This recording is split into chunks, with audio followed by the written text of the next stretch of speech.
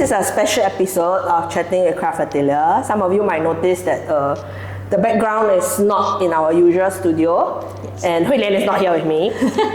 Okay, so today we are filming this actually at this studio located at Kallang. It's called Yopa, Y-O-P-A.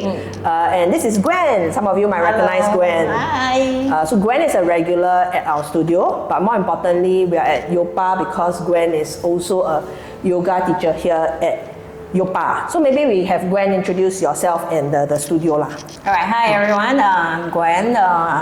I'm teaching here at Yopa Studio. Yopa stands for Your Own Practice Always, because we believe in every practice that we provide here or we share in this studio here. We would like the student to feel that it's a safe place and they are able to do what they can do within their limit and not, feeling that being in a place that what should I say, that they feel that they're being pressured to do more than what they can. Yeah, so it's a place that we are very into promoting doing your own practice at all time in a safe environment. And I have been a yoga teacher for probably more than about 10 years or more, and a yoga therapy is for 8 years. And during these 8 years, probably 10 years of my teaching, I focus more on therapies and more on well-being. And I'm not a very typical teacher, yoga teacher, that because I don't go into very extreme thing because of my age also. Yeah, so I do what I can do. I teach what I practice, and I have been doing well over the past.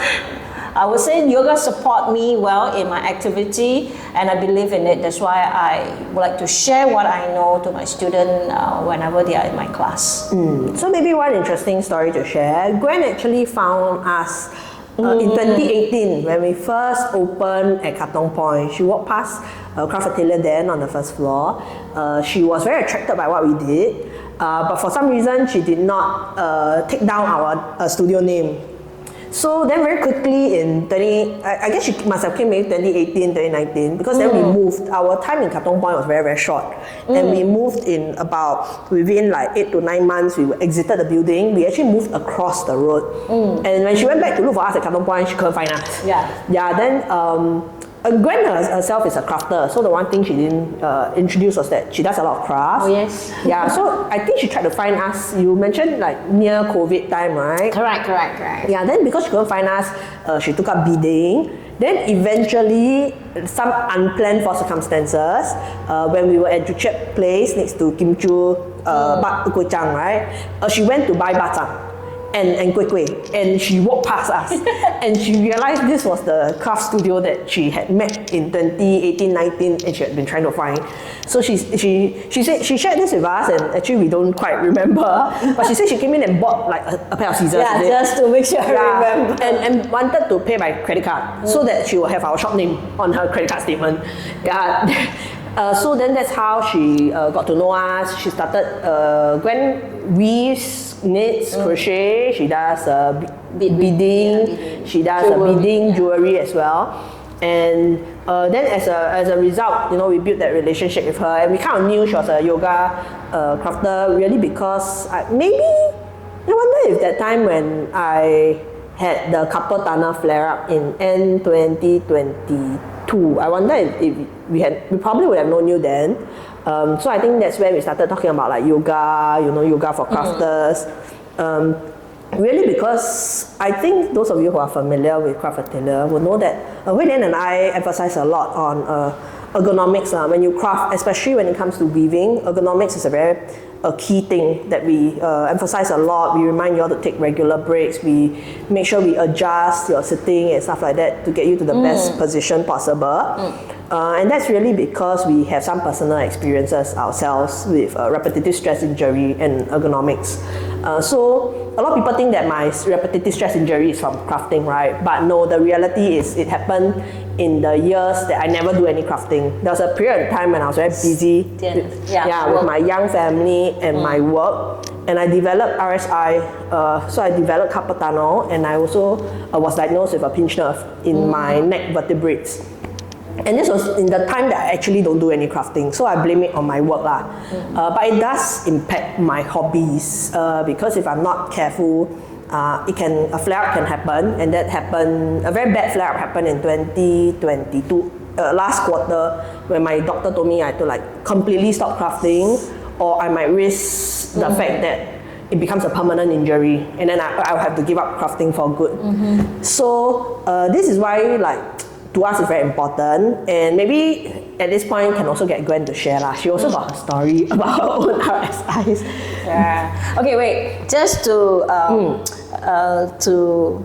come back to the story that when I first found craft material, right? It's not because I didn't go in, because they were not open yet, and they were not open yet, and also because I was silly. I keep telling myself, it's okay, they are here, I can come back. And right now I learned, never tell yourself it's okay, alright? My husband used to say, 路过经过不要错过. So right now I know. I always tell myself, if I find that this is a place that I want to go into, I make sure I take the opportunity to go into. And after that, the second time, finally, when I found them, it was so silly. I can actually take a photo of that shop, but I didn't. I insist that I buy something. No, so you really 路过经过不要错过嘛. You really live up to and I really felt that I need to be connected to this place, alright? So and that's how I started with them. But prior to that, what happened is that I used to be a long distance runner, and I do a lot of running. Per week itself, I can clock about 50 kilometers of run, but of course not in one day, I break it down. But because of the run, and I got into very bad injuries. I have my meniscus, and my ligament was actually overstretched, so my kneecap is actually not in the same spot. It is very odd shape. And I used to have lower back pain also when I was younger, and all these are lifestyle, right? All these are lifestyle. Even Chen say it was not because of crowd, but she has all her symptoms and all her pain, but all these are lifestyle based. And after that, when I got in contact with crafting, I knit and I crochet when I was much younger, but I didn't take it seriously. I was busy, of course, building up my own career, and I'm busy with corporate life. And I started family young, all right? I got married at the age of 23. I have my firstborn at the age of 24.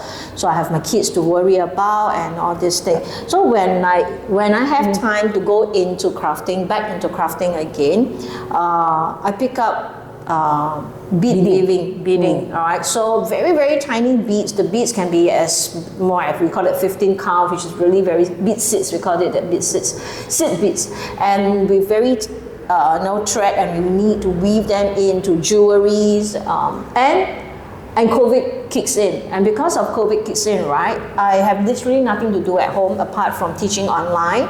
And so when I was doing at home, I'm a person like to sit on the floor because I'm a yogi, so I like to sit on the floor. Sitting on the floor is something that I'm very comfortable with. So I sat on the floor and I do my bead weaving on the floor, and I have this very bad posture, all right, that I really hunch back. Yeah, I hunch back and I do this, and to the extent my husband called me a prawn, because he said I curl like a prawn. And I am a person that I chase after my project. I want to see the finished project. I want to know that how would it turn out to be like. So I can be sitting there bead weaving for probably 8 to 10 hours a day. And sometimes I weave till midnight, and I can be sitting on my bed doing that. And it was something that I blame myself also, because reason why, I'm a yoga teacher myself, but yet I did not remind myself that I need to take a break, I need to do release. And maybe because during COVID, I'm just giving myself excuses. We're all very great lah, like when we go and shop for stuff, actually we got yarn. No, exactly. So it's so bad that I developed a lump in my back, upper back, and my arms and shoulder couldn't move, and that was the time I had to stop teaching for a while. I couldn't raise my arms up, and I thought it was frozen shoulder, but then the doctor said no, and it was some tightness around my shoulder and my neck area. And I teach myofascial release, just to let you know. Yeah, but because of that incident, and I felt what happened was, when I have that pain, when I have that agony of not able to do anything, it not only affect my movement, my activity, but it affect my emotion. Emotionally, I was very depressed because I asked myself, is this what I'm going to be? Is this how I'm going to lead my life for the next, how many years more? Am I not able to do what I want to do? I can't even do a proper chaturanga, a plank pose. I can't even extend my arm to do a proper arm raise. So it was really bad. And that itself, because of that, I brought myself back. I asked myself this question, is that should I not be walking my talk? Because I'm teaching this. I'm in class, I keep telling my student, you have to do this, you need to take care of yourself, but I did not. And then from there, I really, readjust my thought, readjust my practices. Yes, correct. Habits. My habits. Yeah. And I tell myself this, I need to make sure that I do not chase after my project anymore. I don't want to chase the end product. I rather enjoy the process of it. I want to enjoy the moment that I'm in it more mindfully. The process or Correct. Don't need to just be so targeted Correct. getting towards Because the I'm end very bad. I'm a person that if I find something is not right, I can redo the whole thing. I'm like this. I think this habit you never change it. Yeah, I did. I know it's still there. I think it's more of instead of while you will rip it out, you will tell yourself, okay, I rip it out, but then I undo. But I don't have to rush to finish it back again. Correct. So I think that part you got changed. Yes, correct. That is true. That is true. Yeah. So it's like last time when I have something wrong, I rip it up the whole thing. I redo. You're chiong and finish. I want to finish. I want to finish on that day itself, and I can actually finish a project on a day itself. So but the concept, the mindset have changed. I approach crafting in a different way, and that also helped me in terms of my teaching. Because I approach my teaching in a very different way also. Of course, there again, because I have my own injuries from my run, from my sport, my lower back, my from knee. your crafting. Yeah, but the crafting part was later because when I have all this I was still very active in my other sport. So I was not as mindful as before. Yeah. So when I took up crafting, I thought I can be mindful, but yet because of that, the anxiety or rather wanting to finish that project, it didn't bring me into my mindful moment. It's through the injuries, and I rethink about the entire thing. Why am I crafting? Why do I want to put myself into this situation and not enjoying what I'm doing? And I actually went into a stage that I felt that no, I want to stop everything because you can't do anything. You just felt like, oh my God, my life sucks. Yeah. So it actually affects the emotion. And then from there, I rethink. But right now, I do. I'm slower. I'm really much slower, and I did ignore some. If there are mistakes in there, I learn to let it go. Let go. Accept it. Accept it. I tell myself organic. But I can empathize with what you're saying because I think when we first started the studio, right, I was also of the belief that because I own the studio, right, I must try every craft, do every craft that is related to fiber crafting. So even things that I do, but I don't necessarily enjoy as much, spinning, even to some extent some forms of embroidery, I will still want to push myself to do because I feel as a owner of the studio, we need to be able to advise everybody and stuff like that. But I think after that period where I had to stop crafting for 3 months, right? The same questions that you went through, I also went through. It's when the doctor say, because it was at that time it was very bad. It was both my pinched nerve and my carpal tunnel. It was a double flare, so it was a double flare up. And the doctor was telling me that if I don't do all this repetitive stuff for 3 months and there is no improvement, then it's very likely the only solution for me at that point would be surgery. But we want to avoid surgery because 2 things, my carpal tunnel is on my right hand and I'm right hand dominant, and with surgery there's always risk. And then the other thing is my pinched nerve is in my neck, so it also has a high level of risk, right? Because if things go wrong in the surgery, then the outcome, the worst case scenario is really very, very bad. So then at that point you think, at that point I was like, haven't even hit my 40, I just turned 40, my kids are still fairly young. Then you ask yourself, is this the kind of life you want? Because at that time, even open jar and things like that was a problem, right? Then you ask yourself, is this really like what you want? Like when you do something, shouldn't it like bring you joy? Yes, correct. Then don't you want to have longevity? You know, like so at that point, I think like you say, you will reevaluate. I think this is like learning, or it's not just about in life. I think even in crafting, we always tell people, for us, when you come to Craft Atelier, it's about supporting you at any stage of that journey, and your life at different stages will require probably match better with different stages of your craft journey, and we are open to it always. It's like, you know, Yopa's philosophy lah. It's your own practice, so that practice, whether it's craft, whether it's yoga, whether it's exercise, whether it's work, whatever it may be, it should match to what you want at that point in your life, and it should not be so much determined by what other people are doing, right? So I think that's why when we met Gwen, and I mean I do some I mean I'm partly here at Yopa because I take classes here when I drop off my kids. It's because we feel there's this alignment, and that's why some of the questions we are asked, like Gwen, right, like this whole idea of how it impacts your practice. I think she's mentioned. I think really it's about learning to listen to your body and take care of your body. And so now when you all sometimes see Gwen in our studio, right, then people are like, yeah, you know, I'm really very pain. Or she see you sitting there weaving, then your posture no good.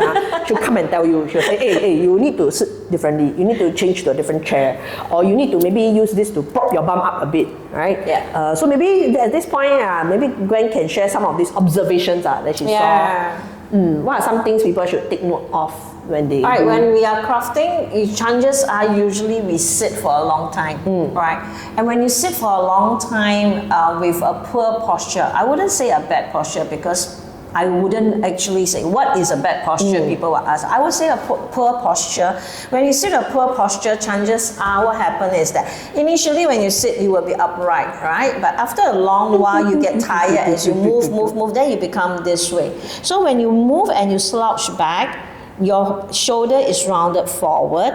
All right, the back is, your neck is being rounded forward. So when this rounded forward, you compresses, all right, onto the spine. And the hip area, because you are rounding forward, you are actually compressing onto the hip. And when you compress onto the hip, what happens is that you will have a lot of tightness around your SI joint area, which is around the sacrum area.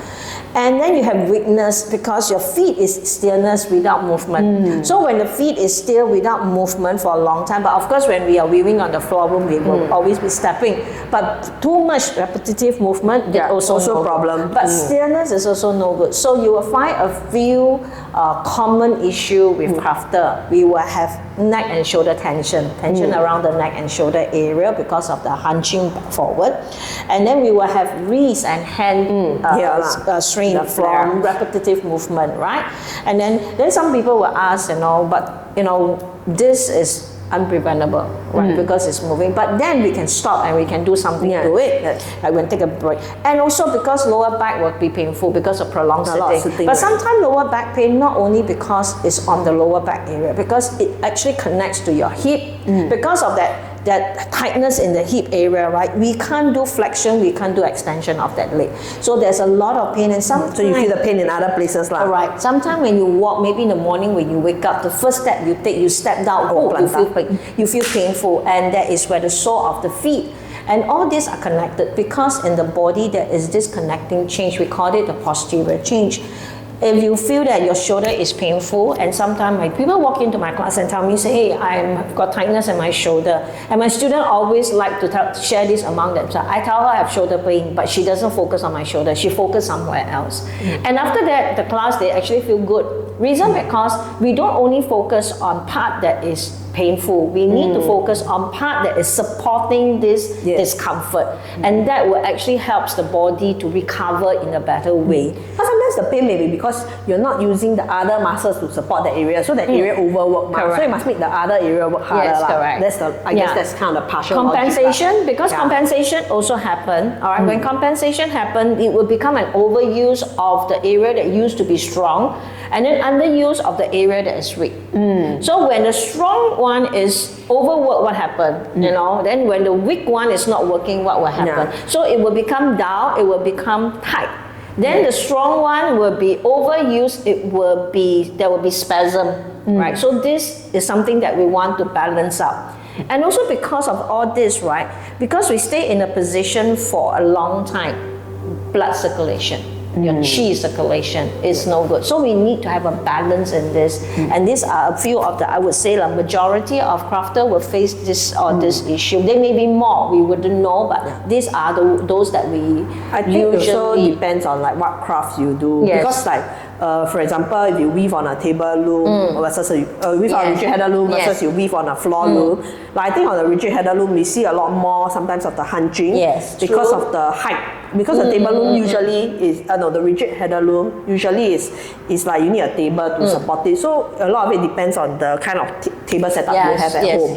Whereas a floor loom is different. You tend to hunch less because of the fact that once your arms actually clear the beam of the loom, right, it's at the right angle to view. So I guess floor loom will have a lot of it's the the hip, the weight, and the routing, and the you know. So it will be a lot. It's as what you say. It's going to be very different experience. Very different. Then I think people who knit and crochet, depending on the sitting, because some people do this, we try and encourage people to hold in front of them to add a bit more eye level. But I guess also one way is be mindful of your posture. The other way is also try to rotate around craft. Correct. That's why you always, sometimes people say, why you all like so like true. I agree. So many WIP, so multi-craftual in nature. But it does have the cons of being multi-craftual is you end up buying a lot of things because you do different things for different crafts. But the good thing is that then you cycle through. And that's actually one of the tips that my physiotherapist and my doctor gave me when I was going back to crafting after my flare-up, right? After the recovery and I was going back. So then they tell me try to do a different craft every day. Especially if, like, don't do knitting and crochet because it tend to be the same movement. But they told me like if I want, then I can do different things. Like maybe I knit, then I weave, then I do something else. Then because of that, your body posture like changes every day. Then of course the usual things are, they will tell you set alarm, every half an hour get up and walk around. Yeah, that kind of tips. But I think the other thing is really it's about being a bit more mindful to how your body is working. Like now because she says sit then easy slouch, I do this a lot lah. If you all notice when I sit I will slouch. So when I do this interview with Gwen, I also feel like every time I want to like slouch, I must like, oh remember. If not later she turn around and tell me off. It's actually a very bad habit also because I'm always like, even in class when I first start class, you can see everyone, they will try to set up, then after a while they will you will start to go down. Yeah, because you're tired so I will always go to the back and tap. I tap, then they will it's about building awareness. It's the awareness that you need to know, and every now and then just check your own posture. I do that also, and I'm a person that I can be like doing this and then I try to lengthen because I have got very weak lower back because of my injury. It's really bad. My lower back can be so bad that I was actually almost scheduled for a surgery. But I didn't want. Actually, was it late last year, early this year? You also had a flare of your lower back, this year. Then when you come to crafting, then we can see she will have like the props. She'll bring like the pillow. When she come for community, then she'll bring pillow and she'll like walk. And because she does that in the studio, I think it reminds the rest of us that actually we should also do that.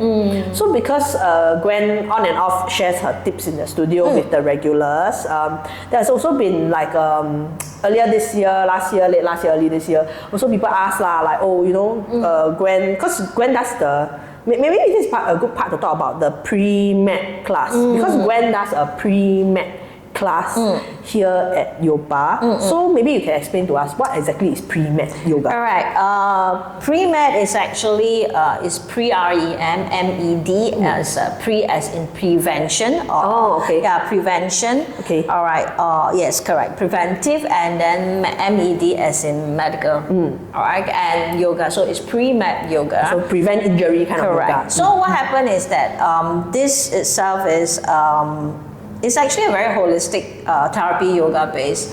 What we do is that we take an Asian practice, which is yoga is 5,000-6,000 years ago. Right? We take a very Asian practice of yoga, and we combine, all right, with the healing power of the healing power of traditional yoga, and we combine with the science, with with science. And so, because when you combine these two together, okay, let's put it this way, yoga was so many years ago, right? Many years ago, few thousand years ago. Whatever they would practice at that time, the body posture, what is needed is very different from the lifestyle right now. All right, that's true. What they have last time is a lot of more movement, more activity, They don't less sit so much. life. Their movement is more, their activity is more. But current lifestyle right now is all about stillness. They sit a lot. Even for younger generation, yes, a lot of hunching forward, a lot of rounding of their back. But that doesn't mean that whatever we have practiced for 5,000 to 6,000 years ago can help to support the current lifestyle fully. All right, so we need to be able to be flexible, and we are be versatile. So we combine, current science with our traditional practice. Body physio, sport science. Correct. So you're taking some course on it. Yes, correct. I got myself certified as a pre-med therapist in Korea with a association called PreMed. So they actually combine yoga with pre-med. Pre-med is from a doctor that was a Pilates doctor.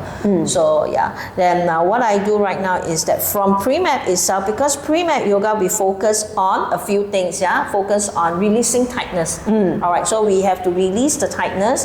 One reason is that when there is tightness, there's no space. When you don't feel that, you always feel that you are there is tension, there is pain. So your body is not comfortable, really like the hair, the shrimp. And because of all this tightness, what happened? Our ROM, range of movement, become very limited. We cannot, really extend.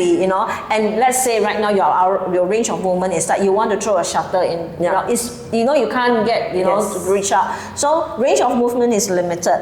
And of course, there again, then from there itself, after we are able to release, all right, and we increase the mobility, which is we increase the range of movement through releasing of the tight muscles, tight fascia. We want to work towards building of strength. Remember, just now earlier I talked about. So to compensate the inactive muscle must actually work. Yes. So when we are able to build strength, and then once strength is there, the stability will be there. And so we want to connect all this together. So it's a cycle, it's a change cycle. Pre-med practice is always about release, mobility, stability, and strength. So we want to have the class will work around this sequence, so that we don't only focus in one thing. We want to make sure that the student know about how to build strength, and how to make sure that the body, other part of the body is able to support the joint. Because of alignment, if alignment is not right? If your alignment is imbalanced, what happens is that you will have weight onto your joints, the joints that is supporting it. And when the weights overcompensate the weight of your body, then there will be more problem happen. Right? You will find that you will find a lot of pain, and then your range of movement will be limited. So we want to make sure that all these are taken care of in the class, in the practice itself. Even when you are at home, you are able to do this on your own. Actually, it sounds a bit like sometimes when you have an injury, then you go to physiotherapy, right? That's what the physiotherapy will try to do, right? Correct. Try to address the problem. Then usually the problem is due to imbalance, you're not using the right set of muscles. Like every movement, actually there's a group of muscles that need to work together. And sometimes when you have one muscle that's a bit stronger, you over rely on that muscle, and then you end up having injury, right? So the physiotherapist will try to teach you things to balance it out. But nobody goes to the physiotherapist on a recurring basis. Usually they try to discharge you because they have like a lot of other patients, right? Yes. Then it's all about you being committed and hardworking enough to keep up with your own practice. So in a sense, if you are lazy people like me, where if I never go physio, I will never do the practices. Sorry Joyce, my physiotherapist is on the stretch of road that my studio used to be at, Joo Place. Sorry Joyce, I know I'm very bad. I not always will continue. I mean this apply to everybody. Even so that's why I come to the PreMed therapy class, because then at least once a week you just tell yourself it's like yoga, right? Then you just do. Then at the very least so you got to do that. But then you see, the question will come. People will ask, then why PreMed? Why not other things? Why not? Okay, not forgetting. Remember, we said that we want to combine yoga and science, right? Traditional practice and science together. Remember earlier I was sharing this with you. I noticed that when I'm not able, when my pain or when it flares out, I get very depressed. I always felt that no, this is not what I want. My life, my lifestyle changed. I don't want to go out and see people. My mood changes. So this will lead to depression. Pain. First stage is always pain. Then from first stage, you start to isolate due to the pain. Then it will lead into depression. So when this depression happens, what happens? How can we address? Correct. How to break out. So yoga itself, if you have been in my class, I focus a lot on breathing. But my breathing exercise is not complicated. It's always very simple. But as we sit to breathe, right? Do you actually realize that you get very calm? It becomes very calming, and you become very grounded. It's a good start to the week, I have to say. Like the new week starts because PreMed class is on Monday, so Monday mornings I'm alright. So you do already, then you feel like okay the whole week people can throw rocks at you'll get by because it's a good way. I see where Gwen's coming. It's not just about the yoga or the physical movement and stuff. It's also about setting your mind to be ready for more things. Because life, like 5,000-6,000 years ago, the yogis probably didn't have as complicated a life as we do now. But now it's different and it helps. True. Yes, it helps. So we want to combine these together to create the balance. If it's imbalance, a lot of things will not be smooth. So that's the reason why I emphasize a lot of mindfulness also, but my mindfulness, I'm not a very typical yoga teacher, right? I'm not like, I eat meats, I'm not vegetarian per se, I'm not vegan, I don't do all this things. She also sometimes lazy, never do her practice. I am like this. So that's why good, because no stress, not the kind of like, Correct. So I'm actually in class, my student always say this, is like, they always say this about me, they say, you are never serious in class. I'm never serious. I always crack joke in class and I always address my own mistake in class. And I can be going through a sequence, hey, actually forgotten your way, let me recall, that kind of thing. So and maybe because of that, I felt that I'm able to connect better with my student. All right, and also mindfulness is something that I never like to practice because remember I was a long distance runner. I stopped running because I want to save myself. I want to maintain that I'm able to live longer. So all the impact of the knee joint. So I stopped running. I stopped doing long distance run. But and mindfulness killed me.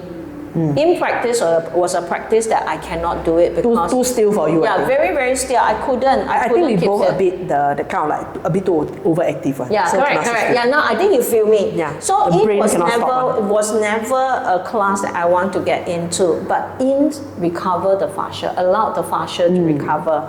So just imagine after I graduated from my teacher training, right? The next training that I went into was actually an in training, and I graduated and I did more than 1,000 hours of in training with different teacher, right? And because when we do in practice, right, it works with our meridian line and very closely knitted to TCM, right? So and that is where I started slowly become mindful, but not yet because I was not into that mindfulness of letting go of things, and but only after my very bad injuries, then I realized that I need to come into this part, but because I am not able to keep still for a long time, I don't force myself. I think it's also like, you go back to your own practice, right? Then I think the mindfulness can also be different for different people. If you were generally just a person who's very calm, very still, then mindfulness I mean, for you to be mindful, I expect you to take it to an even more extreme. But for people like us, actually a little bit of like less active is already correct. The delta is big already, you know. Yes. Yeah. Imagine if right now I ask you to eat, okay, take a chocolate, slowly open up. Wow. So you unwrap the chocolate. It's also mindful. Have to be very mindful. Yeah, I think more and then painful very slowly you pick up a piece.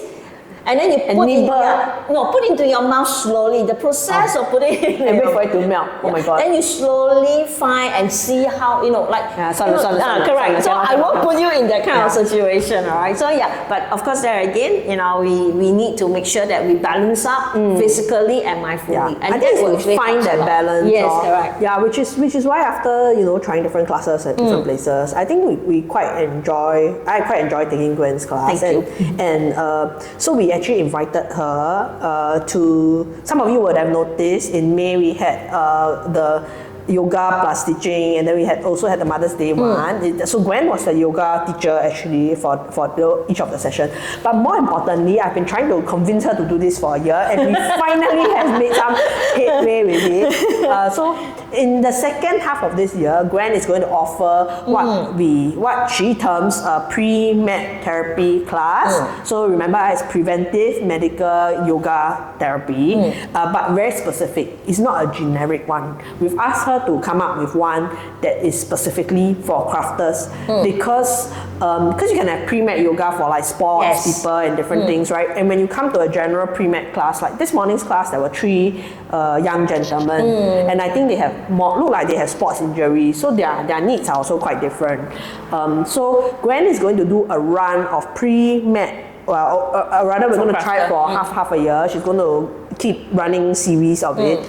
Pre-med therapy for crafters. Yes. Right? And so maybe at this point, Gwen can say a little bit about what you can expect to use or do in her class. Okay, of course there again, don't worry about pain. Pain, definitely there will be pain, all right, because imagine if you have a stiff neck for a long time. You don't expect it to be, the stiff neck to recover immediately. But before we can actually get you to have can rotate the neck even better, there are things that we need to do. Of course, there again, I spoke about it, release. So when we release, we need props. We need things like this massage ball, all right. So a tennis ball will also do, but I would definitely provide this in class. So in the class, the props are provided. Yes, everything is you just provided. come by yourself. You don't need to buy anything. Gwen will provide. Yeah, I will provide everything. For the class, so we use stuff like massage ball. We use stuff like this ring. This ring is this ring I must introduce because it might be very new to a lot of people. Yeah, this ring itself is. There is a few names to it. We have one which is called a Zen ring, which is originated in Japan, and this is my ring, which is from Korea. There's another one called recovery ring, which is a little bit different shape. But why I use this ring, because it fits into the Asian body very nicely when I want to the spacing, the sizing basically. So this acts as a release tool, release prop, and it goes into the back of your body very, very well. And I think many of us will like this, because every time when I conduct a class with this, right, the student will come back and say they want to buy this. Not just her class. So last July, actually, Hui Ling and I went to Kyoto with a couple of our associate instructors, because we're trying to see what we can do in that area, or what kind of a new class we can bring in. And so Gwen actually brought this, because Gwen was one of the associate instructors that went with us. So she brought this, and actually a number of the instructors were complaining about pain, not necessarily related to crafting, but definitely a lot of it's related to a sedentary life with a lot of sitting. True. So then Gwen had this, you had 2. Yes, I know. I brought a few because I bought 2. You brought 2. Yes, I brought 2. You brought 2. And then so every evening after our whole day walking around all the craft lesson, craft shop, etc., Gwen will do the release. Will teach us how to do the release. I think we did. So it was very popular with our. Correct. In fact, after that, everybody come back and buy from her. Yeah, they wanted to. But okay, wait. The disclaimer. I'm not selling this. I would collect this from the supplier, and then and then I'll bring it to my student. So this is one of it that we will use, and the other one, the few other props is the yoga block. All right. I think today you did something. Remember, I asked them to roll. We use the block to release the tension here. Correct. Here. So this also add a support, because certain posts we get into, we go into, we need a support. These blocks will come into a support. All right, and we also have got bolster. All right, so this bolster itself very comfortable. All right, so we can sit on it, we lie down on it, and usually when I use this bolster, I also use this for release. It all depending, because why is that? Different body, different people, they have different body shape, right? And different pain tolerance. Yes, also. correct. And also because we do have people that is very bony. And if I ask them to use this, it can be so extreme that, pushes are there, no insulation, no fat insulation. And because of that, and they may just say, no, this is not for me, I don't want to do it anymore. So my other option is I use a block, or I use a bolster. But of course, there again, the effect will be very different. But not forgetting, it's not about one-time thing. As we go along, all right, the props that we use will slowly help you to gain that range of movement, to gain that, to release and gain that range. So different props, I would use the props in many different ways for many different students, for many different body type. Yeah, and of course, we not only do release, we will do strengthening poses, we'll go into yoga poses, we will have breath work, breathing work. And sometimes they'll ask me, why do I need to do breath work? Actually, if you are able to do, a very simple breath work, even when you are doing your crafting, you want to take a break, the breath work can help to soften the tense muscle just by breathing itself. Yeah, so all this will be shared during our class. So actually during the lessons, Gwen usually will have the props. So like her class here, right, she use the props. But what I appreciate about Gwen's lessons is she'll also tell you, okay, so because your class is once a week only, right? So in between, if you want to continue to practice your release, right, she'll suggest things like tennis balls for as a replacement for this. You can easily get. Yoga blocks you can get. Or she'll teach you like the rope towels and stuff like that. So those are things that it's not just about what you do in the class. It's also about having some of these skills, so that let's say if you find that in the middle of the week, because maybe you forgot you got this project you want to rush, right? Then you forget, you go and 3 hours sit there like shrimp, right? Then you cannot wait till the following week for your release, right? Then at least there are some of these skills that you can learn. There was one community now, one day in studio where you also help Louis from Paco Kitties and then another customer of ours to just do a bit of a stretch and release. And it brings, without props, and it brings a lot of relief. And so I think that's really why we told Gwen, we really should run this workshop, really because we find that increasingly a lot of people will come into craft. The age range is very big. You can be very young and you may feel like, nothing will get in your way, you will not have any injuries. But as we progress in this journey, maybe also because Hui and myself is at this age, so a lot of our customer base is also the middle age and getting towards that, the second half of our lifetime kind, then you have a bit more issues, because especially if you didn't take care of your body when you were young, like in my case, right? So then I think it would be useful to have this class. We intend to run this class July onwards. There will be a break in August because of Robin's baby's visit. Gwen herself. But who knows, maybe during that one, maybe we will do a special session with Robin. Just to release when we are during our break time, we can just release. But it's in the regular class, we may have to see how the schedule. But definitely for July, September, we'll have runs. We're going to try and run it and build up. It's very specific, because I think in Singapore it's very, very hard for you to actually find a yoga person, or whether it's Pilates or even a physiotherapist who actually does craft work at our level. Okay, they may do craft work, but they don't do it in an obsessive level like we do. So that's really why I got Gwen to come and share, so that you also understand, because this concept of PreMed, yoga therapy or PreMed therapy might not be very familiar to everyone. It's very new to Singapore actually, because in Singapore, I think we only focus on the word yoga therapy. So two ways lor. You can of course come to Yopa if you want to take the general one in a yoga studio. Yopa, we'll put the link in our the YouTube descriptor. That's Monday. Yes. She does the class, but it's a Monday morning class.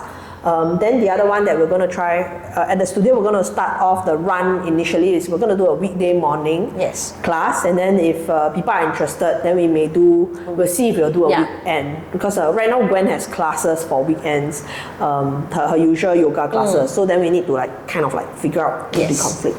But really that's the purpose of sharing, is to tell you all you really need to take care of your body. You 长长久久 if you want to craft for a long time, or not just craft, if you just want to enjoy life, time with your family, your loved ones.